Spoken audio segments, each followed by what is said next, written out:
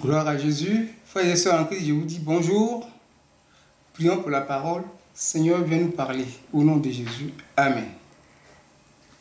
Prends ta Bible dans Luc chapitre 10, versets 29 à 37.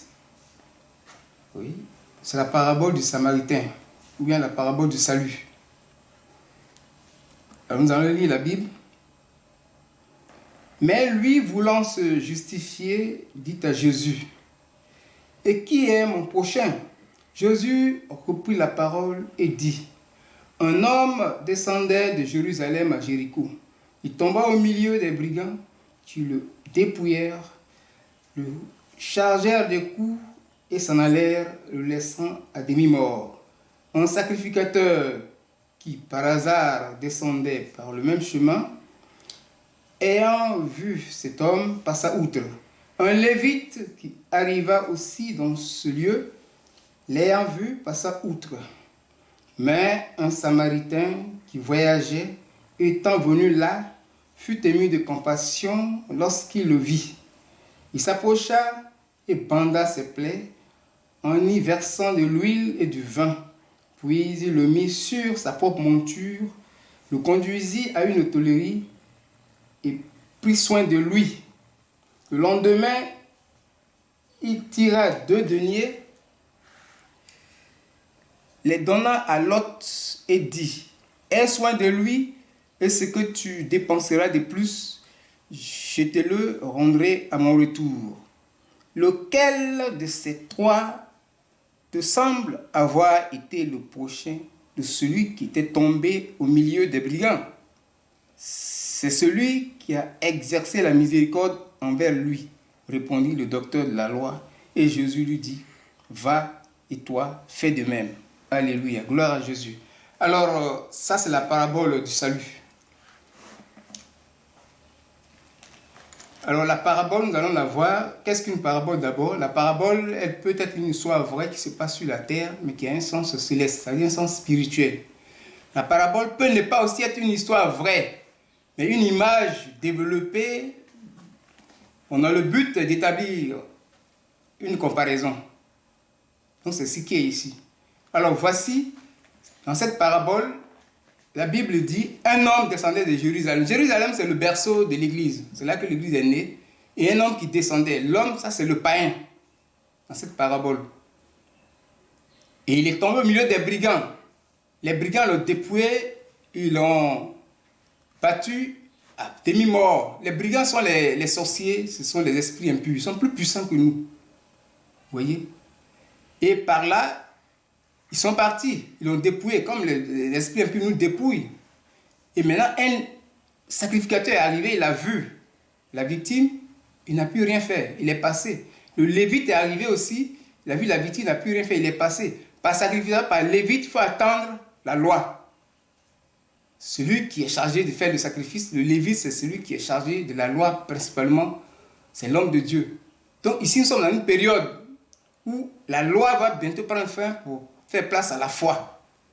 Vous voyez, et dans cette parole, Jésus est en train de donner un enseignement au docteur de la loi et à nous tous. Et maintenant, celui qui va venir, le 3e, c'est un Samaritain. Lui, il s'est approché, il a traité le malade, il a pris soin de lui avec de l'huile. L'huile, c'est le symbole Saint-Esprit. Le vin qu'il a utilisé, c'est le symbole, c'est l'image du sang de Jésus. Et donc, ce Samaritain, c'est Jésus lui-même. Donc, il a amené le docteur à dire que celui qui est le prochain, c'est Jésus. Dans un premier temps, Jésus veut nous faire comprendre ici que la loi ne peut pas sauver.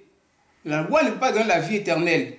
Les sacrifices même que les gens font ne peuvent pas donner la vie éternelle. C'est de la pure religion.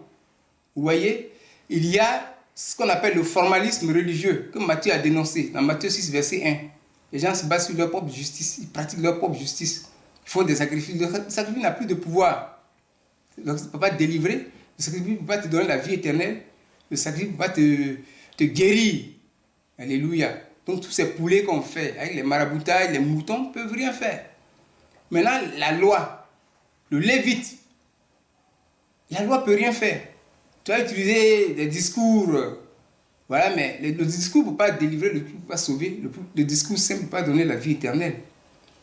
Et celui qui est venu, il faut Jésus. Donc c'est Jésus seul qui est capable de donner le salut.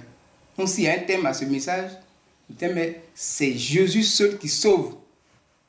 C'est cette leçon que Jésus veut nous donner. Maintenant à la fin, il est dit quoi? Il est dit que le prochain c'est Jésus. Aime ton prochain comme toi-même. Tout ce que tu vas faire pour faire du bien à une personne, mais c'est à Jésus que tu fais.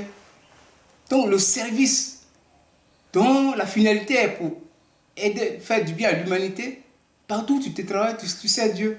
Servir Dieu, c'est servir l'homme.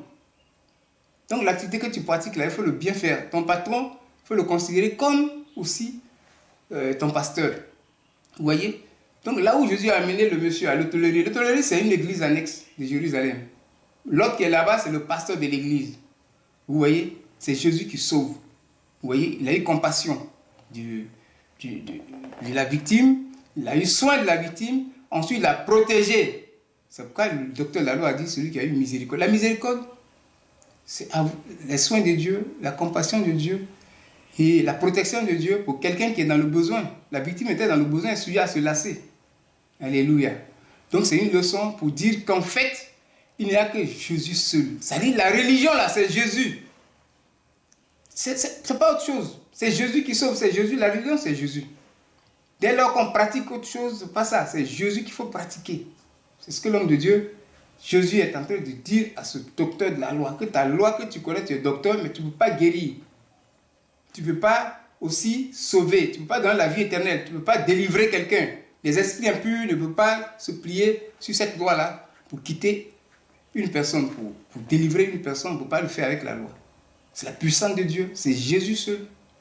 Voilà la parole, cette parabole, ce qu'elle veut nous enseigner. Donc croyons, mettons notre foi en Jésus. Il n'y a que Jésus seul qui peut le faire. Là où il y a la puissance de Dieu. Jérusalem, c'est là où se passe la puissance de Dieu. Le signe même du salut, c'est la guérison et la délivrance. C'est ce qu'on voit. Si là où il y a la capacité, où Jésus guérit, c'est là que tu peux avoir le salut. Donc restons en Christ.